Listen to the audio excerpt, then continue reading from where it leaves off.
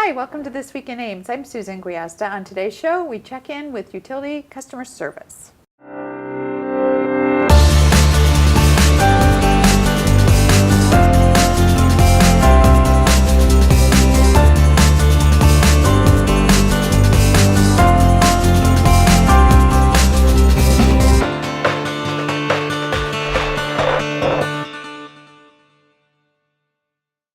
My guest today is Nikki Hayes, customer service representative with our utility billing department.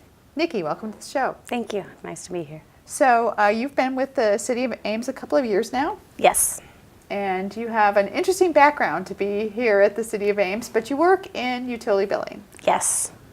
I used to be a Spanish teacher, actually, and now I'm working in the customer service at the city. I get to use my Spanish skills sometimes, so I find it kind of fits with my education and background a little bit. So that whole people interaction thing probably comes in handy, both teaching and with the customer service aspect. Yeah, I find I studied abroad a couple of summers, so I find that I relate to a lot of the students that are here on foreign exchange. So even if we don't speak the same language, I understand the process of coming to a new place and doing things differently and dealing with different money and all of the things that comes with the foreign living and foreign travel. So I think those skills help me reach the whole public. Now this is a busy time of year for your area. You are located right in City Hall, right when people come in. You're the first window that you see when you come into the 515 Clark address. This is a busy time of year. Why? Most of the leases in Ames run from August 1st to July 31st. And so we usually have a turnover in that 2-day time period of at least 6,000 people. So that's 6,000 applications to process and turnovers to get done, and it's very time consuming. So if you're a renter, or even if you purchased a new home, or you're moving in, moving out, to get Ames utilities, they're going to connect with your office one way or another. Yeah, the only way to do an application is either in our office in person or online at amesutilities.com, and they would just go to the start service form. If they are transferring from one location to another, it's a little easier. We can do that over the telephone, so they can call us and we can get all the information of their old location, where they're going to move to, and set up that transfer through the phone. But otherwise, they have to fill out an application. So every community you live in, utilities are handled a little differently, and local government usually does different types of utilities. What do we offer at the City of Ames?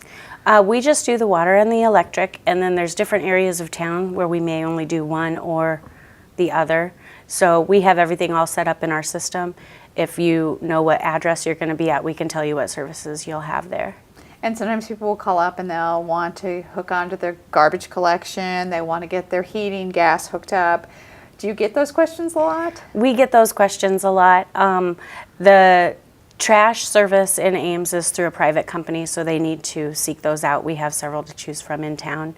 And the gas company is Alliant Energy, but we keep their phone number on file, so we hand that out usually when people call and ask. Well, I know we even get calls sometimes for internet, for cable television, and I'm assuming that you get those calls as well. Yes, we try to direct them to the proper locations. If there's a few choices, we let them know there are choices, and they can. So your location, right, coming in, as I walk into City Hall, I see you. You must be sort of the central location for all questions. We do get a lot of questions, especially because we're listed in the phone book as customer service. So they think we're customer service for the entire city a lot of times. Okay. So we have a cheat sheet on our desks so we can at least direct people to the right department and tell them how to get there. So you really get a good sense of the questions that the entire city organization is getting. Yes. Yeah. So as we said, this is a busy time, and it wasn't that long ago when this time of year meant tables set up in the hallway and long lines sort of snaking through City Hall. And you mentioned online. Is that what kind of changed this? We still put out the tables, and we still get some people who prefer to do it in person for one reason or another. You do have to have a social security number to apply online, and if you don't have one of those, you do need to come into the office with a photo ID. But otherwise, I think the internet has made the whole process a lot smoother for everybody. And so again, you want to get those stop, starts, or transfers. You really don't want people waiting until the very last minute to do that, do you? Usually what happens is we have a number of people who do wait to the last minute, and sometimes we have to create a cutoff deadline, so we can only take August 1st applications until, 3 or 4 days prior. Normally, not during rush. We can do it on a 1 business day notice, but during that time period, just because of the sheer volume of applications that have to be processed, we sometimes have to cut them off, and you might not get until August 2nd then. Like July 31st lands on a Sunday this year, so nobody can choose that date. It has to be August 1st or July 29th. So what happens is people are coming in and say that they are moving into a new apartment or even switching service. They have to have all their ducks in a row before the utilities follow them. Is that correct? Yes, you need to know the address that you're moving to. If you're just stopping your service, you'll need a forwarding address so that we know where to send your refund if you have a deposit check refund coming, or where to send the final bill.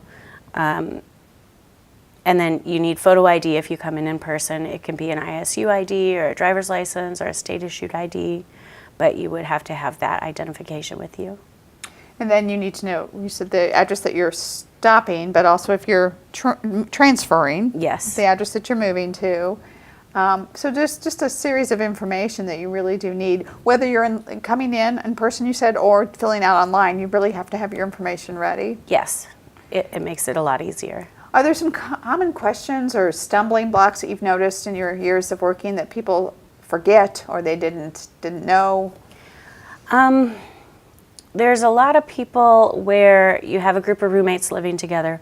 One roommate's leaving. They happen to be the ones who had the utilities in their name. One of the other roommates is going to have to put it in theirs. They try to do a transfer. It's not really a transfer. It's a whole new account under their name and social security number. And a lot of times they don't understand. They just do a start service even though they've been living there for a year or longer. So that's a common question that we get. A lot of times we get questions about security deposits. A lot of the students that are coming here, this is their first time having utilities in their name. And if they have an established credit with us or with another utility company, they'll be assessed a security deposit on their first month's bill. And then we hold on to that until they make 12 on-time payments in a row. And then we refund it to their 13th bill. If they move out before that happens, we just refund it to their final bill, so they get that money back. But the security deposit is the highest bill in the last 12 months at the location. So everybody pays a different security deposit. So we usually get a lot of questions about those and how they work. So really the best advice is plan ahead, call, or contact Ames Utilities if you have questions. And what's that email address again? Our the website again? Website is amesutilities.com. And then we do also take email questions. We have an email address that's fairly long, but it's available on the website on amesutilities.com. You can contact us. We have a FAQ page where we actually produced a video together answering some of the FAQs. There's a link to that video on there. And then the start, stop, and transfer forms are on there. And then some people are just buying new appliances and not moving from place to place. We have information for rebate forms on our website as well. So okay. So busy time of year, really the advice is get it done early, get it taken care of. There's no problems with doing it in advance, correct? Oh, we started processing applications for August 1st in January this year. Okay. So if you're one of those planners, or you really should be one of those planners, get that application in, get the process started, call, email if you have questions. Nikki, I know it's busy for you, so I appreciate you taking the time to share this information with us. Thank you for having me. Again, if you'd like more information on stop, starting, or transferring your utilities, remember that address, amesutilities.com. That's where you can get the information you need. If you have a question about your utilities, go ahead and give them a call during business hours. The number is 515-239-5120. Well, remember, if you'd like just general information about the City of Ames, you can always check out our website at cityofames.org. Check us out on Facebook and follow us on Twitter. Well, that's our show for today. Thanks for watching, and tune in next week for This Week in Ames.